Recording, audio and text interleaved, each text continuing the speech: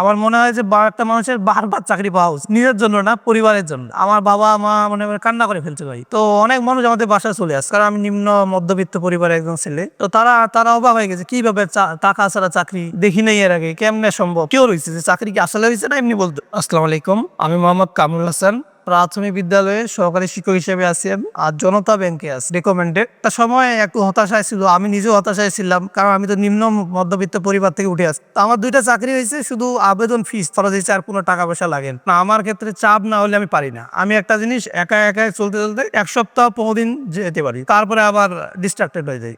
এই জন্য আমি চিন্তা করলাম যে আমি যেই করি না কেন কোচিং এর সাথে রিলেটেড হতে হবে, কিন্তু পরিশ্রমটা আলটিমেটলি আপনাকেই করতে হবে। আর আমি মূলত অনলাইনের পক্ষে না, আমি অফলাইনটাকে বেশি প্রিফার করি। তো আমার মনে হয় যে অনলাইন আপনি দেখতেছেন যে আপনার সময়টা কম হচ্ছে, কিন্তু আলটিমেটলি আপনি যদি অন্যভাবে ফেসবুক ইউটিউবে একবার ঢুকেন, আপনার ওই সময়ের চেয়ে বেশি সময় চলে যাবে। আপনি মানে সামনাসামনি দেখতেছেন, স্যারের সাথে কথাবার্তা কমিউনিকেশন করতে পারতেছেন, কম্পিটিটর গুলো আছে তাদেরকে দেখতেছেন, মানে একটা ভাইব পাচ্ছেন। জব মেডিসিনের প্রতি আমার কৃতজ্ঞতা রয়েছে।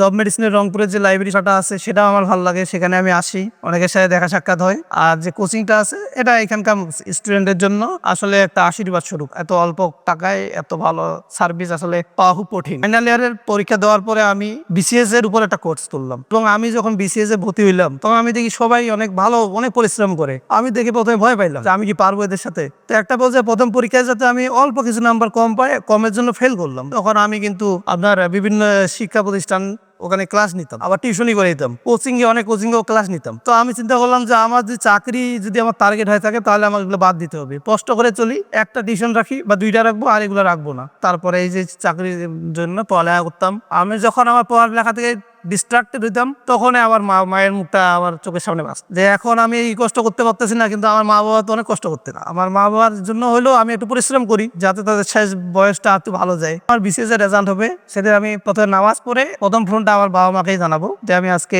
বিশেষ ক্যাডার, সেটাই আমার ইচ্ছা।